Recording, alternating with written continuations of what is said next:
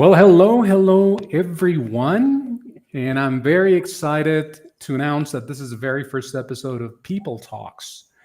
And I look forward to having a nice conversation with Nicolli Szepilovski, who is the founder of DCOM. And she's going to tell us all about her marketing firm in a few minutes. And I'll let her do the talking.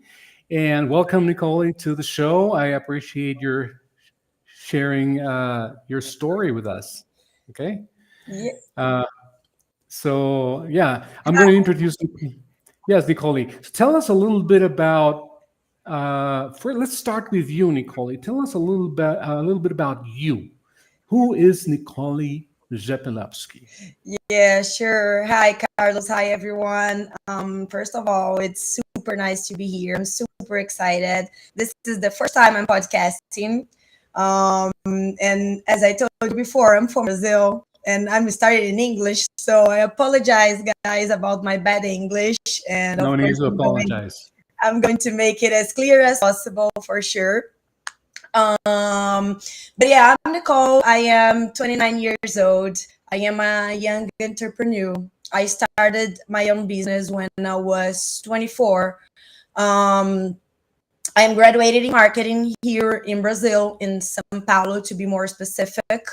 And then after that, I worked in two big agencies, marketing agencies here in Brazil, JWT. And then after that, AMAP BBDO, that I had like a lot of skills over there, learned so much. But then in 2020, I quit to start my own business in digital marketing. And now I have my own business. I have a digital marketing agency. That it's sort of I like to call that as a boutique marketing agency because we like to have this boutique stuff in our DNA. You know, like it's a small team, but we can serve and our clients with more quality and faster than usual. Because I know that this is what digital marketing asks us. So I think for now, for this is a little bit of my background. You know, this is what I do. Great. That's great. Thank you, Nicole. All right, now tell us a little bit about DCOM. What is your value proposition? What do you guys solve? Tell us a little bit about the aha moment in which you built DCOM. Yeah, of course. Well, I have this when I was like in working in those big agencies that I told about. I was a little bit like frustrated with some kind of creating content because I had this feeling that sometimes marketers create content for marketers, not for people. Mm-hmm. Right. And today we know that we are living the era of getting identified, building connections through content. You know, like when I was working in these big agencies, I was frustrated because I felt that our content was not like connecting in digital specifically, you know. And I would like to have like more experience to deliver these experiences, this connection experience in a faster way, you know. So this when I started DCOM, my purpose of my DNA, it's like to deliver content, smart content, not only like content, usual content, you know, like shallow content, but smart content Right.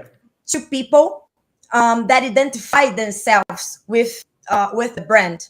You know, you need to be a little bit more assertive. When I say smart content, it's like you need to be assertive.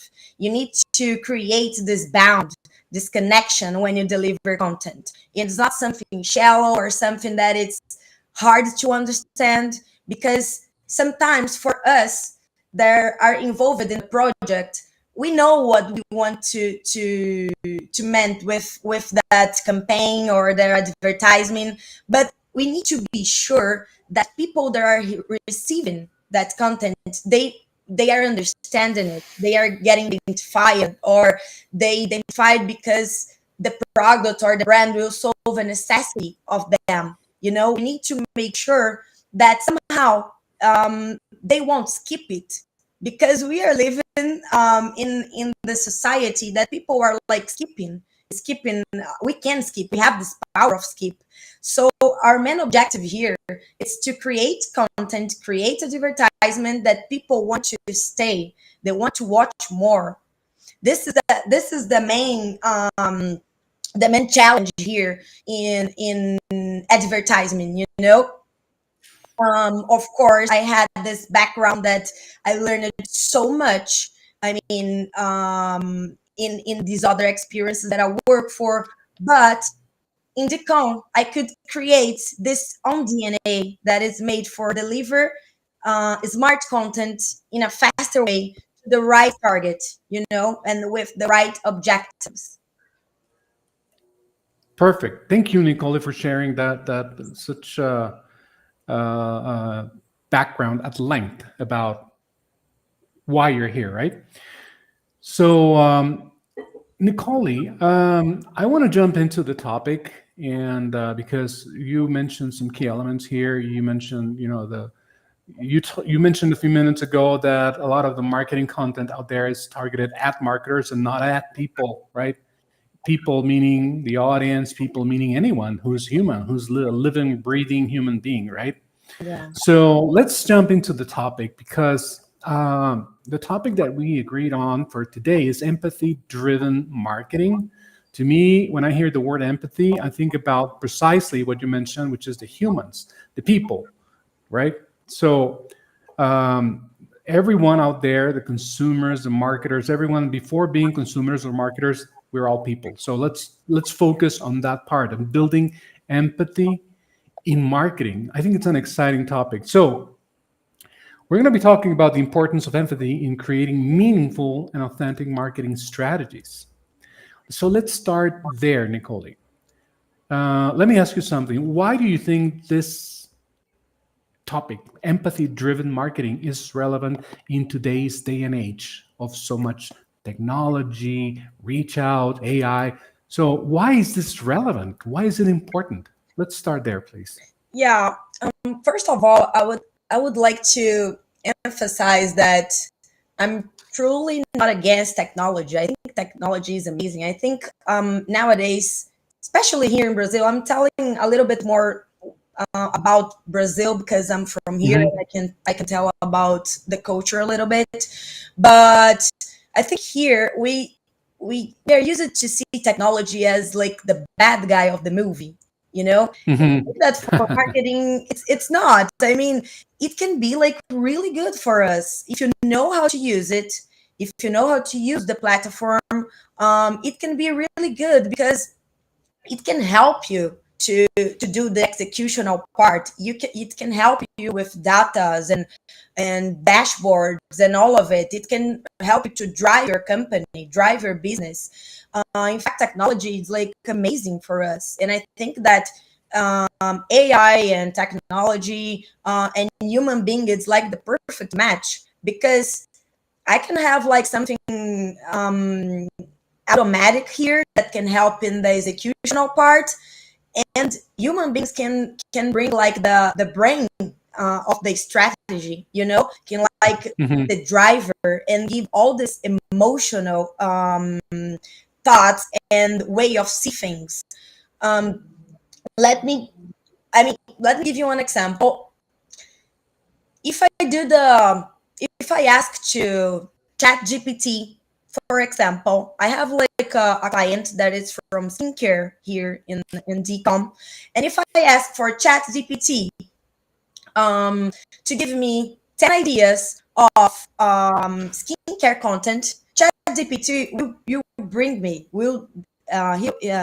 he, it will give me 10 ideas, but Mhm. superficial ideas. It's not like they will give me like superficial ideas that any other skincare brand can do it. But if I Mhm. ask ChatGPT, if I say to ChatGPT like what is the objective of the brand, their main target, the DNA of the brand, what is the purpose, the visual ID. If I get the details, if I share with the machine all the details of the brand, ChatGPT will deliver me content that is more assertive to my brand, and it's assertive to what I need. Mhm. So technology, it's a helper if you know how to use it, but of course you still need the emotional side. You need to give this the coordinates. You need to know your target. For example, you need to. I always say that sometimes we create some things and we need to watch what we create, because if we have this thing like, oh, I'm not having fun here, I want to skip, it's because somebody else or maybe your target will feel the same way. So you need Mhm. to want to consume the content that you produce, because if you don't, probably your customer won't as well. So I think that this empathy that we are talking about, it's because to work with marketing, you want to know human beings. You want to have this curiosity, this Mhm. thing that you want to know people, to know the details, to know the behavior, to know what they like to watch, what they like to do, to know why people are I don't know, driving your product to go viral in TikTok or Instagram. If you put Mhm. like the hashtag of a brand, random brand, in TikTok, you have a lot of people showing a product or having like, I don't know, some tutorial with a product. It depends on the category, but you will learn a lot from it. I mean, social media nowadays, it's also a way to get insight, of your Mhm. target. And I think that human beings need to be aware of it. This is what is important. You need to know, like, what what what can be this insights that connect your brand to human beings, and this is so emotional. I don't know if one day technology will achieve this, in Uh-huh. the sense of like getting the Right. emotional stuff. I think it's a little bit more rational, but Uh-huh. this is the main for me. This is what is about. The human being needs to want to learn with people, with other people, to collect insights, to use it in favor of your brand or your business. Right, Nicole, let me ask you something. I think you're mentioning some key elements here. You mentioned that you need, okay, you're in the marketing space, right? So you're leading a marketing firm, and then you're producing content, you're producing strategies, but you also need to have the people, right, the audience in mind, so that you can build empathy, right? So number one, how do we do this? I mean, how do you think we can uh, become empathic towards the consumers, towards the people that either consume content or just participate, engage with in some way with your marketing campaigns? How can we become or practice empathy? Like, what can you mention, like a specific example of how we can practice empathy when launching our content or launching a marketing campaign, or before launching a marketing campaign? How do we do that? Yeah, I think for me that's, you sometimes you need to get out of the status quo, because when you are working in a company, big company or a medium company, maybe your daily routine gets a little bit like traditional. You get used to Hmm. that. You wake up, you go to the gym, and then you go to Hmm. work, you deliver all the tasks that you have to deliver that day, and then you go Hmm. home again and have dinner and go to sleep, and then you start over all over on the other day. And I think Hmm. people can be in this status quo, this comfort zone for like years. This is something that I learned when I started my own business, because I was used to being the status quo, you know, it's another atmosphere, I guess. And when I started my own business, my mind was like, I got so open-minded because I started Hmm. to experience new things. And when I say like experience new thing, it's like using social media in another way, is starting to know what people were commenting, making comments. What was this comments that they were making in brands? I mean, this is so important. Twitter is so important. Like this profiles that I don't know if you guys have here in Brazil, we have this culture of memes. You know, there's like Hmm. some kind of fun content. This is Yeah, we call them like memes, right? memes. Yeah, yeah. Memes This in is English, like yes. it's purely insights for human being behavior. You know, because people identify so much, so you need to be like aware what's happening outside your daily routine. And when I talk Hmm. that, of course I'm telling about the digital stuff. Yes, you need to follow what is trendy, you need to follow what is what people is talking in social media, you need to follow the trending topics of Twitter. Yeah, you need to be aware of it. But it's a little bit more. You need to like travel. I mean, you need to Right. visit another places. This is something that makes your mind blows, you know, because when you are, for example, when you are in another country and you experience something else, like for example, I love to go to the supermarket when I'm in US or Europe, Hmm. because for me, we in supermarket there they have a lot of like thousand products that is so different from Brazil, and my mind Hmm. like blows because there is a lot of brands, a lot of different products, a lot of different categories. So traveling, it's some kind of way that you like go out of your comfort zone, go Hmm. And get to travel, know the have people, like, yeah, like it's another culture.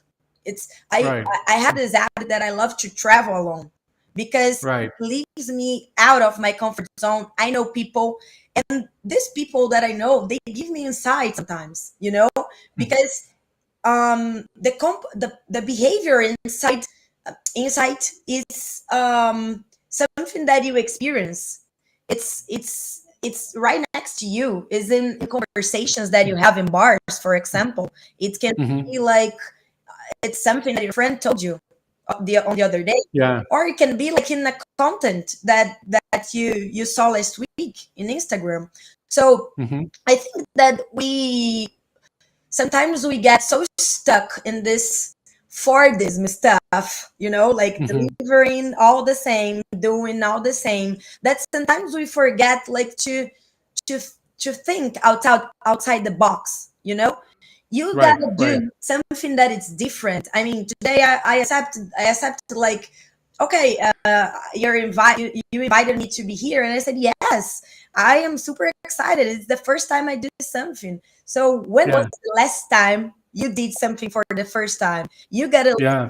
exercise to do things for the first time, so you can have like it will give you like new experiences, and new experiences will give you creativity to create authentical stuff, authentical content in marketing, you know. Right. Well, here's let me ask you something. You mentioned that to try new different things, and in this day and age, this is the way I see it, and especially in marketing, there's a lot of technology that a lot of people are using, are relying on technology to design, craft, and launch marketing efforts and campaigns. Right. So, what I'm trying to think is, how can we do things differently when everybody's like doing similar things, or doing the same things?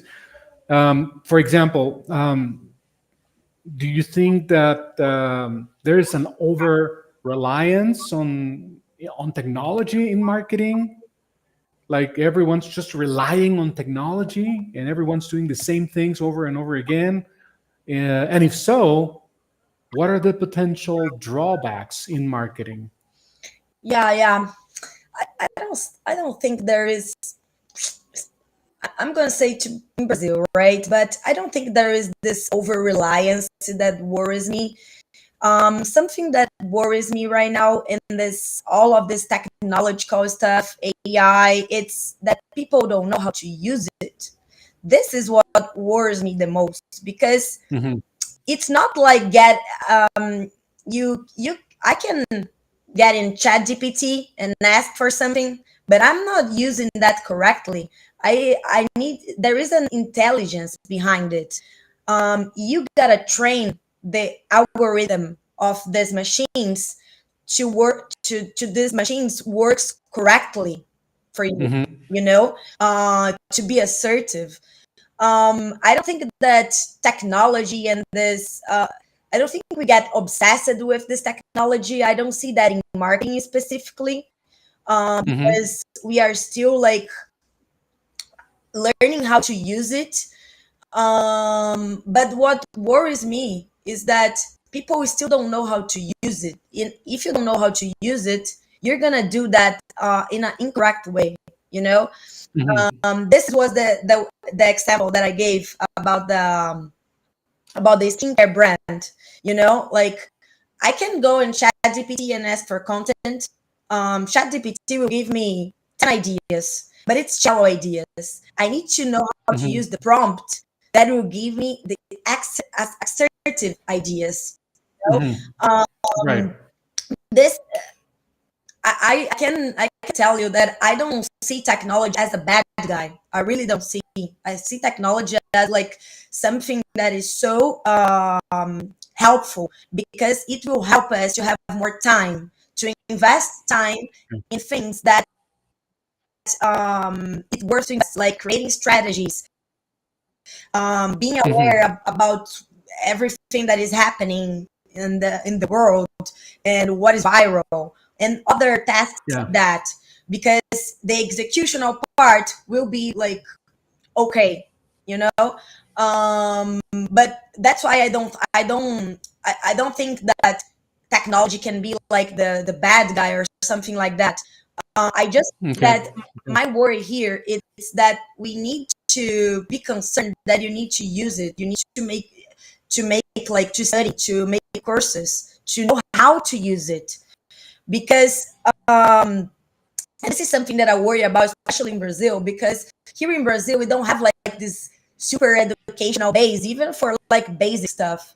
You know, when I think about like uh, having this all of this technology, and that people need to know how to use it here in Brazil, I think that we need like a planning project, you know, to like train the Okay. people to know how to use it.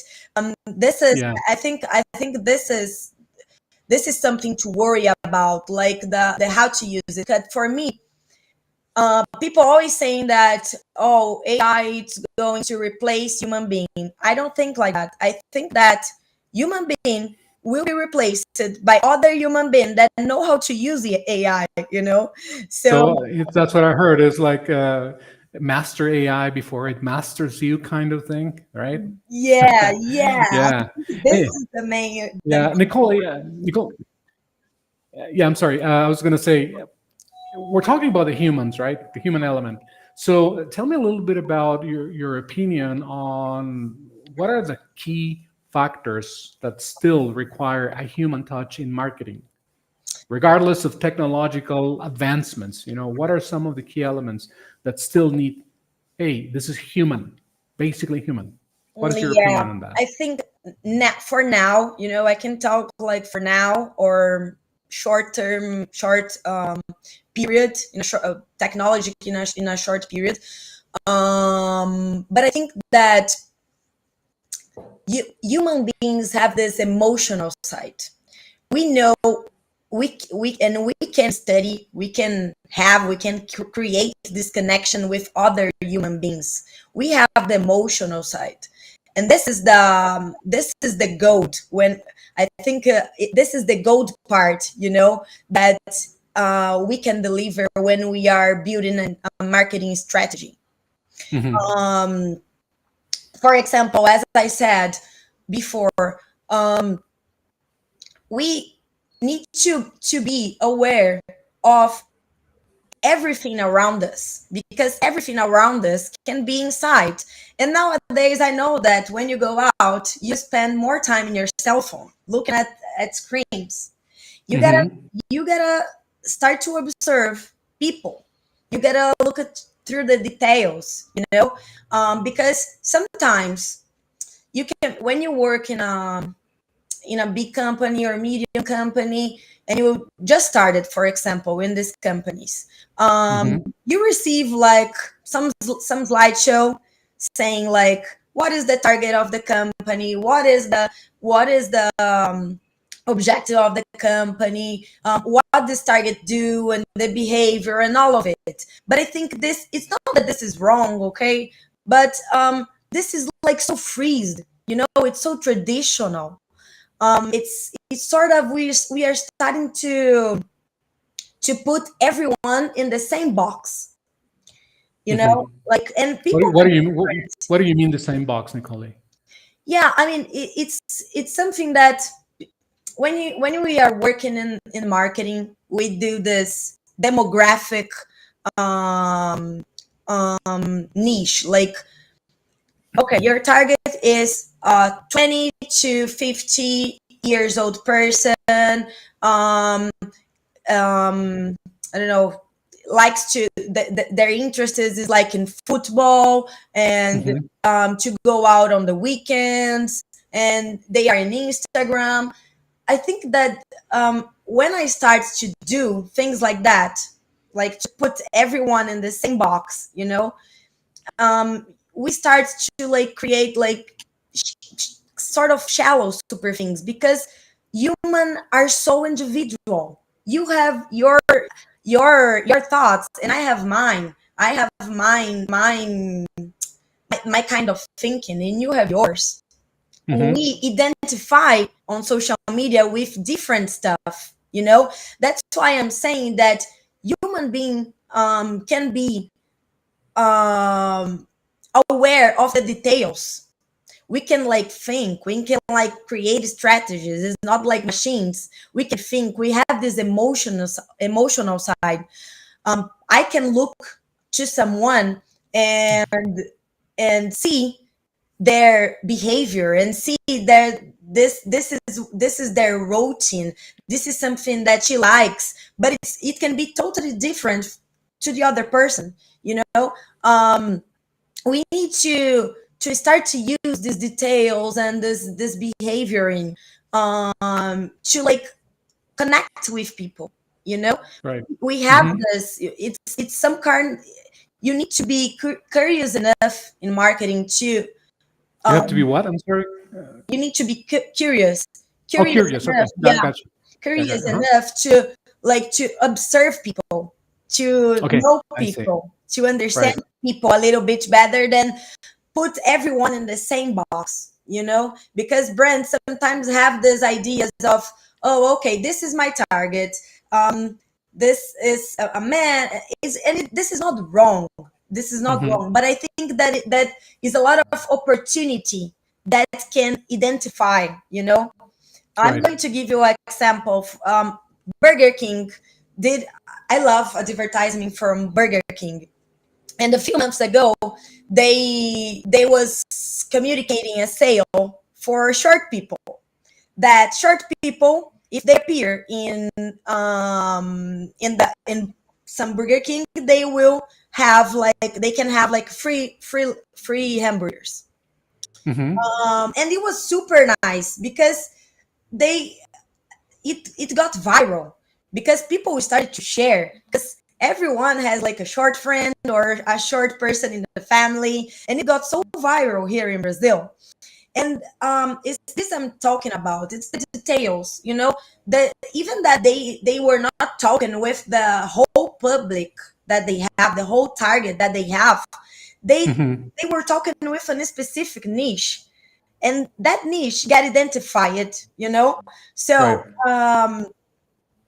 this is the for me, this is the key.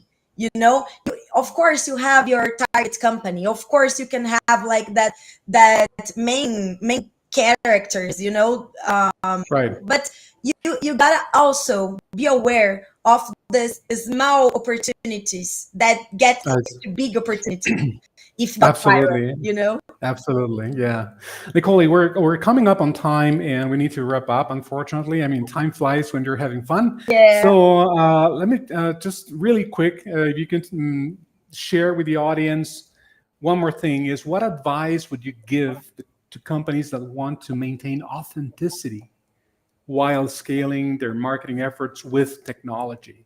And I'm talking about human authenticity, or however you interpret the term, but authenticity while scaling their marketing efforts with technology. What advice would you give these companies?